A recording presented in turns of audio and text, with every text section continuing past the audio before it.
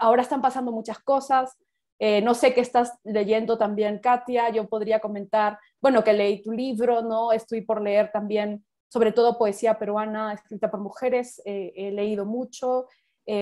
También me gusta, estaba leyendo mucho a Joseph Zárate, es un escritor y Sí, cronista que a mí me interesa. Y justo la sí. crónica es uno de los géneros de lo que estábamos hablando que me está llamando mucho la atención por los materiales con los que trabaja, el lenguaje con el que trabaja. Y no sé, que yo podría recomendar la poesía peruana escrita por mujeres, que es fascinante también. Y en tu caso, Katia, no sé, podríamos quizá hablar de lo que yo siento como este quiebre, esta nueva apertura, ¿no? Una nueva generación que de pronto está escribiendo de materiales que quieren escribir, ¿no? Y eso es interesante. Sí, yo te quería, antes de abrirnos un poco a otras escrituras, yo quería insistir con la tuya porque me sorprendió mucho el comienzo de la casa espiritual, los cuerpos celestes. Por supuesto, lo empalmé inmediatamente con algunos cuerpos celestes de Augusto Efio, porque dije, ajá, tenemos tú en 2015, tenemos dos autores interesados en el cielo, qué interesante. Y además, todas tus obsesiones, digamos, están ahí. Parece un cuento escrito desde una traducción al inglés, pero te lo digo por qué. Por una economía de lenguaje, por la vida en Occidente que acontece en todo el cuento, por estos subtítulos, ¿no? Dos sabios conversan. Y te quería preguntar, y ahí estaba algo que me pareció muy sorprendente y renovador en nuestra literatura, y era que proponías el viaje en el tiempo, ¿no? La historia termina de absoluta otra manera que como había comenzado y pasa desde 1800, digamos, hace un viaje hasta el presente y empieza y termina como en un presente continuo. Eh, Me sorprendió eso, sentir, claro, dije, entonces sentí absolutamente que tú leías muchísimo en inglés y que algo de eso acontecía en tu escritura, en tus, eh, en tus oraciones subordinadas también, y sobre todo como, es algo como si fuera preliterario incluso, Mm. eh, como una escritura contemplativa. Voy a narrar el así fue, así pasó, y con mucha distancia, y sin embargo, todo ficción. Eh, y eso me pareció precioso. Y que ese fuera el primer cuento, digamos, el extranjero, ¿no? El Ujú. que tenía un rodeo extranjero. Eh, bueno, di yo también una larga vuelta porque el cuento da una larga vuelta. Sí, ¿Puedes contarme de ese cuento inaugural? ¿Por qué lo pusiste primero, digamos? es, yo creo que porque el libro se plantea como un friso de la naturaleza, un friso natural, un friso de la vida, y lo primero que se me ocurre que inicia la vida es el cosmos, ¿no?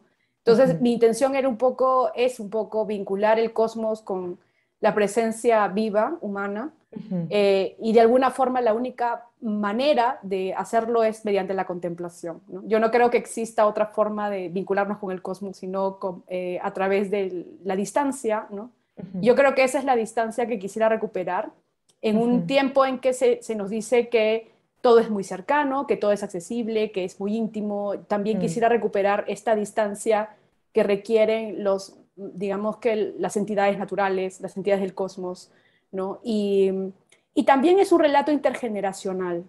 eso. Y eso también no lo había pensado sino hasta hace poco. Y bueno, un poco para conectar con la conversación que estábamos teniendo de por qué va primero, también va porque es, Ujú, digamos que parte como de la intergeneración, es nuestra ujú, relación con el cosmos. Y ujú, esta característica intergeneracional también la veo en otros escritores, ¿no? ujú, Peruanas, sobre todo nacidas en los 80, como que esta ujú, búsqueda de pronto ya no son los padres, sino los abuelos, ¿no? Y ujú, sobre todo los abuelos cuya historia no está registrada en la historia nacional, ¿no? He leído libros, por ejemplo, como los de Lourdes Aparición, de Gloria ujú, Albitres, de Dina ujú. Nanco, ¿no? Que es la poeta One Sí, Piece, sí. que van sobre las abuelas que se van, las abuelas que nunca contaron su historia, las abuelas que no prefirieron callar, sino que de pronto se contaban las historias en la cocina, en los pasadizos, ¿no? En tu infancia. Entonces yo creo, y lo mismo el libro de Joseph Zárate, ¿no? Guerra de Frontera, al final él reflexiona sobre su abuela que tuvo que emigrar a Lima y olvidar. Yo creo que esa característica intergeneracional es muy marcada, también no lo había visto, está en el libro, y de alguna forma yo creo que las personas que hemos nacido entre, digamos que en esta generación de los 80, muchas de nosotras que hemos sido hijos o abuelos, venido de abuelos y padres migrantes, ¿no? De pronto estamos teniendo la necesidad de contar a través de lo intergeneracional, que puede aparecer como un tema, como una forma de engranar los relatos, que no me había dado cuenta que estaba en Los Cuerpos Celestes hasta la semana pasada, y ahora también un poco lo mencionas, pero estamos encontrándonos con libros que están dedicados a las abuelas, que están viendo la memoria de las abuelas, que están, digamos, inquiriendo en este Perú en el que vivían las abuelas, ¿no? Y que de pronto no se nos cuenta, y que está apareciendo en la ficción. Y eso yo creo que es interesante. Está lo mismo el libro de Gabriela Binder, ¿no? Guaco Retrato. Guaco Retrato. Va sobre, es intergeneracional, sí. Y también hay una relación entre digamos, la experiencia individual y la experiencia nacional. Es decir, yo creo que estamos en este momento en el que la ficción nos ayuda a elaborar estos tejidos, ¿no? Los tejidos Exacto. individuales, pero nuevamente con este gran relato, ¿no? Y quizá para romperlo, para horadarlo, ¿no? Nos está sirviendo para eso. Y para por fin cuestionarlo, ¿no? Como en el caso de Gaby Wiener, que por fin puede, no digo por fin en el caso de ella, sino que puede saltarse dos generaciones y cuestionar su propio apellido. Y también estaba pensando en ese sentido en El Mañana Nunca Llega de Tadeo Palacios, que a mí me ha parecido un libro precioso, que he tenido la alegría de dedicarle unas líneas, porque él ya se mete con el pasado más reciente, ¿no? Con el golpe de Estado que tuvimos hace apenas un año, y puede pensar desde ahí o sea, la necrópolis perpetua que es el Perú, con nuestros muertos que no terminamos de enterrar, los 200.000 muertos por pandemia, y analiza ahí también las crisis que vivimos, ¿no? En 5 años, 5 presidentes, en 5 meses de gobierno, 11 ministros, o sea, ¿no? Y desde ahí también pensar la escritura políticamente, pero me sorprendió el libro de Tadeo. ¿En qué sentido? Que lo que está pensando es algo que acaba de ocurrir. Solemos tardar muchos años en decantar el conocimiento y la experiencia, y Tadeo, sin embargo, ha podido hacerlo.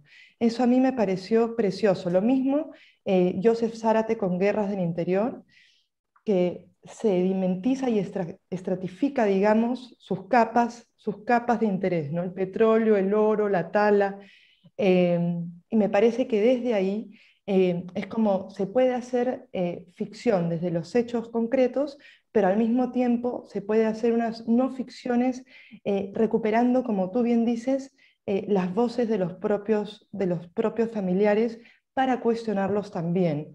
Eso está ocurriendo ahorita. Sí, sí, sí, sí. Los materiales son distintos porque cada generación tiene materiales distintos. Te mencionaba a estas escritoras, poetas, y bueno, el caso de Tadeo también, el caso de una persona muy joven también que está trayendo la historia, pero ya no como historia monumental, sino como una gran narrativa.